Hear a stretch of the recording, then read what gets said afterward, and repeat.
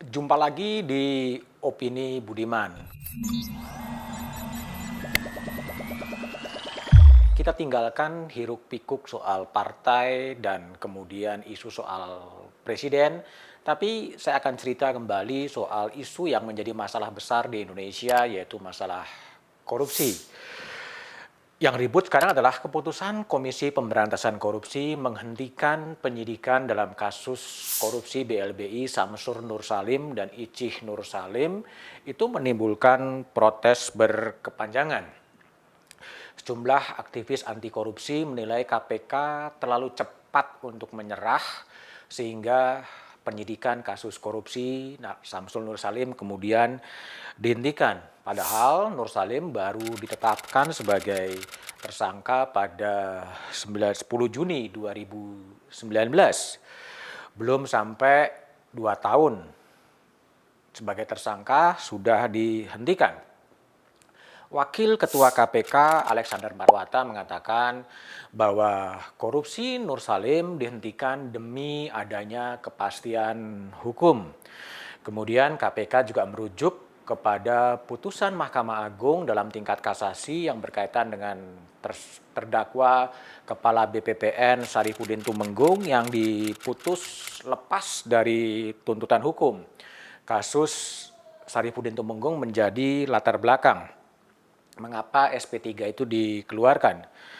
Bagi kubu Nur Salim, melalui kuasa hukumnya Oto Hasibuan, memang seharusnya KPK menghentikan penyidikan terhadap kasus Nur Salim karena memang masalahnya yang dihadapi Nur Salim sudah selesai pada tahun 1999 ketika Samsul Nur Salim sebagai pemegang saham telah menandatangani kesepakatan dan membayar ganti rugi kepada pemerintah. Oto juga menyebutkan ada jaminan dari pemerintah setelah kewajiban dari pemegang saham, kemudian tidak ada tuntutan, tidak ada gugatan lain. Tapi masalahnya adalah bagi publik terasa ada ketidakadilan, ya ketidakadilan mengapa kasus korupsi BLBI yang kerugian negaranya sampai 4,5 triliun kemudian dilepaskan begitu saja. Rasa keadilan itu menjadi ukurannya menjadi sangat subjektif terserah kepada rasa keadilan publik kadang-kadang dibandingkan dengan rasa keadilan kasus-kasus yang lain. Pertanyaannya kemudian mengapa kontroversi itu kemudian terjadi? Ada sejumlah hal yang mungkin bisa dijelaskan kenapa kontroversi itu terjadi. Yang pertama adalah terbitnya SP3 itu tak bisa dilepaskan dari revisi Undang-Undang KPK. Ya. Itu terjadi pada akhir tahun 2019. Sejumlah politisi DPR menggagas revisi Undang-Undang KPK, ditolak oleh publik, disetujui oleh pemerintah, tetapi tidak ditandatangani oleh Presiden Jokowi. Dalam revisi Undang-Undang KPK itu salah satu masuk adalah kewenangan KPK untuk menghentikan penyidikan terhadap kasus korupsi yang disebut 2 tahun mangkrak penyelesaiannya nggak jelas. Pada awalnya SP3 itu ditabukan, tapi kemudian sudah goal menjadi aturan yang disetujui oleh DPR dan pemerintah. Itu satu hal. Yang kedua adalah tenggat waktu 2 tahun bagi KPK untuk menyelesaikan kasus korupsi dipandang terlalu cepat. Ya, terlalu cepat untuk kasus-kasus korupsi yang sangat kompleks, memang membutuhkan waktu yang lama. Misalnya dalam kasus Pelindo II dengan tersangka Erjelino, KPK baru menahan Erjelino pada tahun kelima, 5 tahun, dan juga ada kasus-kasus yang lain. Nah pertanyaannya kemudian kenapa dalam kasus Nur Salim belum 2 tahun kemudian itu sudah dihentikan, itu yang jadi pertanyaan. Yang ketiga, sejak ditetapkan sebagai tersangka pada Juni 2019, Samsul Nur Salim tidak pernah mendatangi KPK, tidak pernah memenuhi panggilan KPK, dan terus berada di luar negeri. Dan sekarang kemudian SP3-nya telah diterbitkan, artinya Samsul Nur Salim sudah tidak lagi berstatus tersangka dan kemudian bisa bebas kemana-mana. Inilah yang kemudian memicu kekhawatiran publik, jangan-jangan kemudian tidak kooperatif, hilang dari radar KPK, kemudian dijadikan SARA 2 tahun, kemudian berharap KPK kemudian menghentikan penyidikan. Selanjutnya yang keempat adalah KPK merujuk pada soal putusan Mahkamah Agung soal kasus Kepala BPPN, ex-Kepala BPN Sarifudin Tumenggung, yang diputuskan kemudian lepas dari tuntutan hukum. Putusan Mahkamah Agung itu sebetulnya terpecah jadi 3.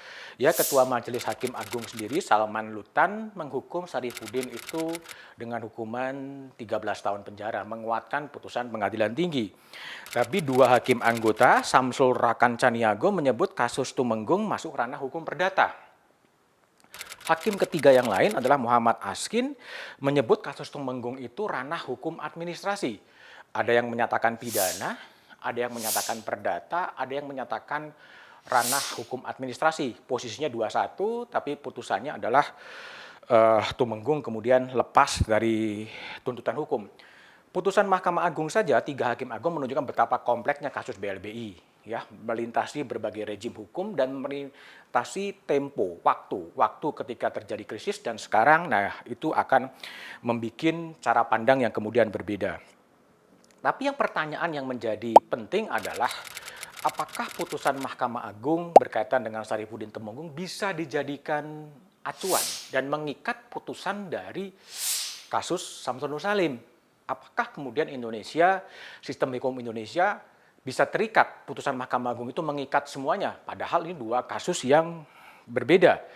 Sehingga agak tidak pas rasanya kalau kemudian kasus pembebasan Sarifudin Tumenggung terkait dengan diterbitkannya SP3, tapi itu biarlah domain peradilan yang harus dicarikan jalan keluar. Lalu bagaimana jalan keluarnya? Revisi Undang-Undang KPK juga memberikan jalan untuk pra-peradilan, sehingga putusan SP3 dari Samsul Nur Salim bisa dipra-peradilankan, sehingga ada argumentasi.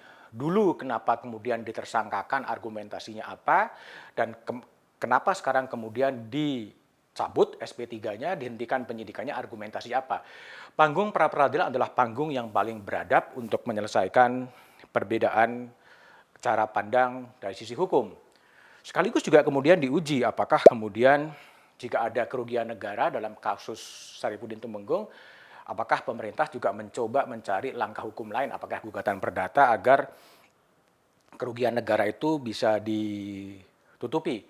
Apapun masalahnya, penetapan tersangka dari Samsul Nur Salim, kemudian pencabutan status tersangka dari Samsul Nur Salim betul-betul harus didasarkan kepada alasan-alasan hukum yang bisa dipertanggungjawabkan secara hukum. Jangan sampai yang jadi alasan adalah pertimbangan-pertimbangan politik yang publik tidak tahu. Tugas KPK juga kemudian membereskan sejumlah nama yang dikonstruksikan turut serta dalam kasus korupsi, tapi menggantung masalahnya. Jangan-jangan kemudian ini dijadikan presiden, 2 tahun orang itu kemudian menghindar dari KPK, dan 2 tahun kemudian KPK kemudian menghentikan penyidikan. Itu adalah konstruksi-konstruksi perdebatan-perdebatan hukum dalam kasus korupsi yang tentunya harus juga diselesaikan. Apapun jalur hukum adalah jalur yang paling beradab untuk menyelesaikan perselisihan-perselisihan hukum. Tapi kembali lagi, apapun yang terjadi, yang sering dikatakan janganlah pernah lelah untuk mencintai Indonesia dan jangan sampai melakukan korupsi karena korupsi itu memiskinkan negeri.